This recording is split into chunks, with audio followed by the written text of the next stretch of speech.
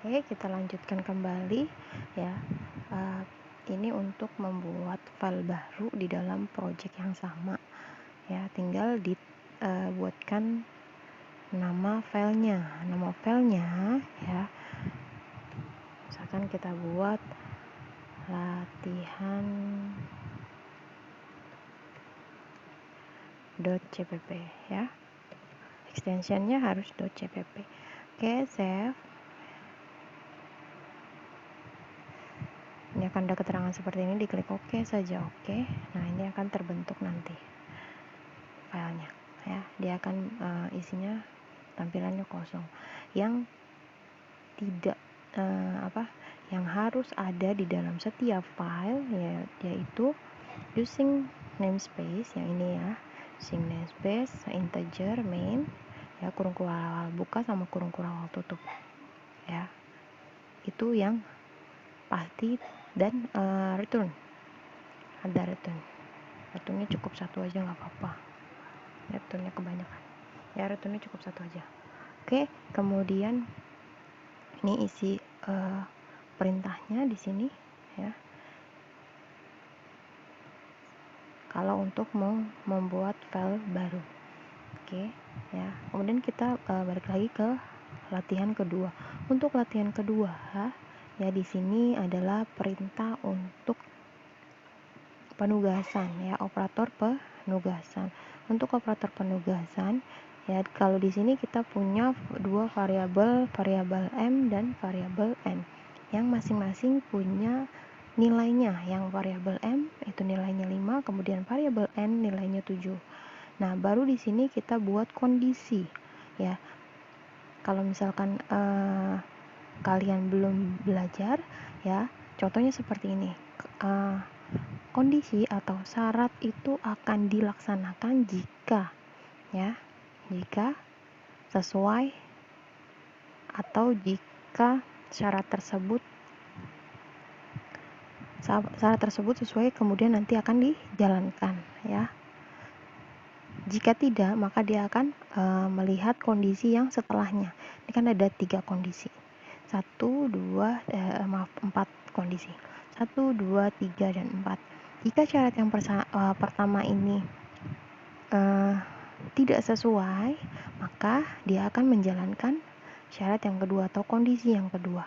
Kemudian syarat yang kedua ini tidak sesuai ya, maka dia akan menjalankan syarat yang ketiga, dan jika tidak sesuai juga maka akan dijalankan syarat yang terakhir, seperti itu ya. Oke, coba kita jalankan. Cek dulu ya, cek dulu propertiesnya itu udah sesuai atau belum di build target ya. Kemudian diklik di latihan 2-nya ya, latihan 2, kemudian oke ya. Kemudian baru kita jalankan build and run ya. Oh, ini masih yang ini. Kalau masih ada yang seperti ini, tinggal diklik aja build clean workspace. Oke, dia saja ya. Nanti kita cek kembali propertiesnya untuk build targetnya yang dituju. Ini kan latihan 2, oke. Kemudian baru kita running lagi, jalankan kembali. Nah, dia akan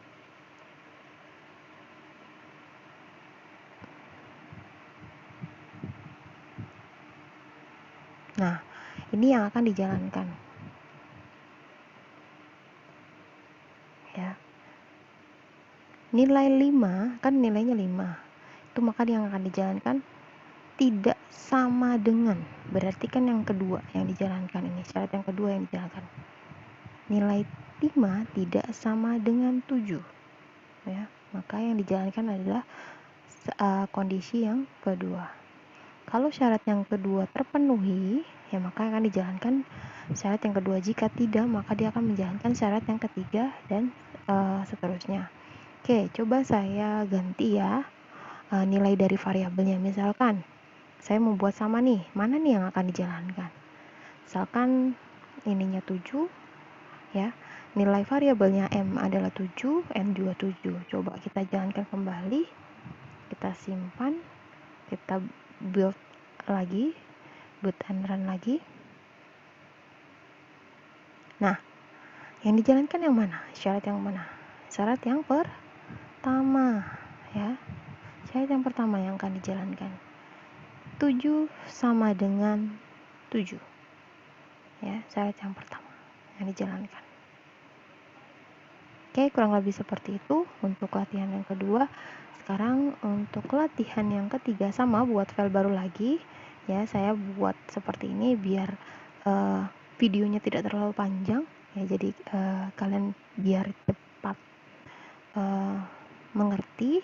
Ya, kalau buat file baru lagi tinggal di new file sama seperti tadi contohnya, kemudian pilih project yang sama, kemudian tinggal dinamakan nama filenya latihan 3.cpp ya. Oke.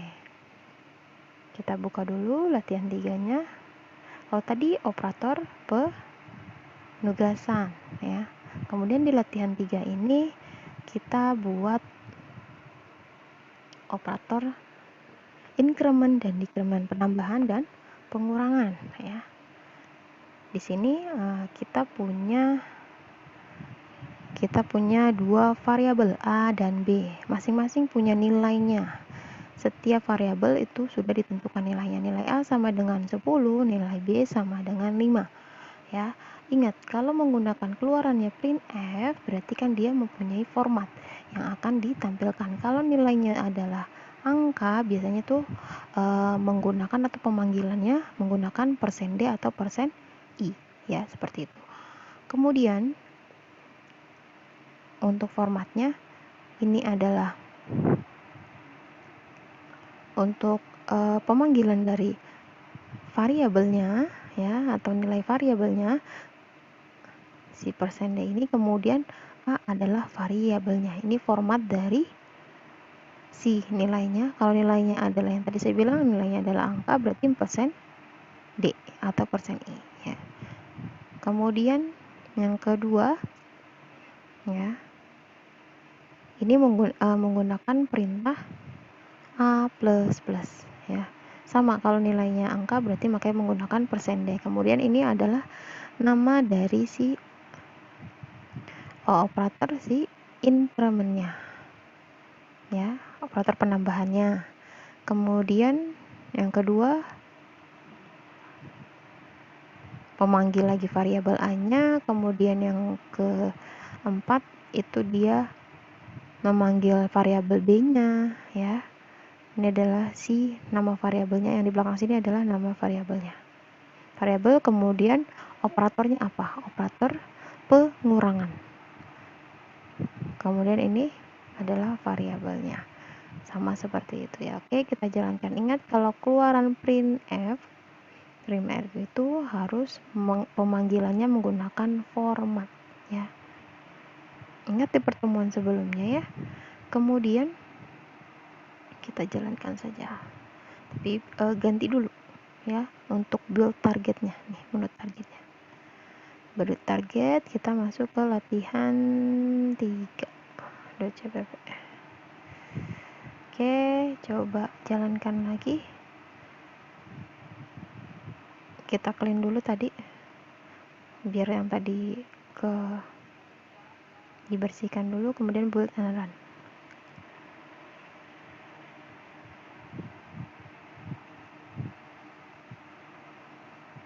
Oke, ini adalah hasil outputnya ya. Di sini nilai A sama dengan 10. Memang benar nilainya 10 yang sudah ditentukan di awal. Kemudian dia akan operatornya itu menambahkan 1 ya. Tapi kalau untuk menambahkan 1, kalau misalkan plusnya di belakang berarti tetap nilainya, makanya dia 10. Kemudian ketika dipanggil lagi variabelnya A, maka dia akan menambahkan 1 ya, si 11-nya. Kemudian kita lanjut ke nilai yang B atau variabel B, nilainya 5. Kemudian dia menggunakan operator pengurangan B min ya, tetap nilainya tetap Kemudian nanti pas ketika dipanggil nilai D-nya dia akan berkurang. Nah, seperti itu. Beda halnya kalau menggunakan perintah operator penambahan atau pengurangannya ditaruh di depan, ya. Dia akan langsung mengurangi nilai tersebut seperti itu, ya. Oke. Kemudian kita lanjut ke latihan yang keempat, ya. Latihan keempat. Oke, kita project. Oh iya, saya jelaskan terlebih dahulu. Oke. Untuk perintah cout sama kalau menggunakan perintah cout di sini, ya, atau perintah keluaran, kita hanya menggunakan cout atau cin, kita menggunakan file headernya menggunakan iostream aja, ya. Oke. Ini kita punya ada berapa variabel nih? 1, 2, 3, 4, 5, 6, 7, 8. 8 variabel yang tipe datanya adalah float. Kemudian keluarannya itu, ya, nanti ketika diinputkan, masukkan nilai X. Nah, perintah masukkan nih, sin. Perintah masukkannya. Nanti kita inputkan dulu. Kemudian masuk ketika di enter, nanti kita akan memasukkan nilai Y-nya, ya. Makanya di sini ada perintah sin y, masukkan nilainya, nanti baru akan keluar, ya. Di sini ada variabel untuk menampung a x sama dengan y, ya. Nanti x tidak sama dengan y. Nanti ketika di hasilnya, ya, di hasilnya itu nanti akan hasil dari x ini memanggil si nilai dari si x-nya yang tadi diinputkan. Y yang akan diinputkan di sini, ya. Kemudian hasilnya nanti dia akan ditaruh di paling akhir, ya. Nilai A ini yang sudah diproses ke dalam apakah nilai X-nya ini sama dengan nilai Y. Seperti itu nanti dia akan memproses. Oke. Kita jalankan dulu. Oke, kita jalankan. Pastikan dulu di propertiesnya targetnya itu sudah ke latihan keempat. Oke, kita build clean workspace, yes. Kemudian baru dijalankan, build and run. Oke, jalan.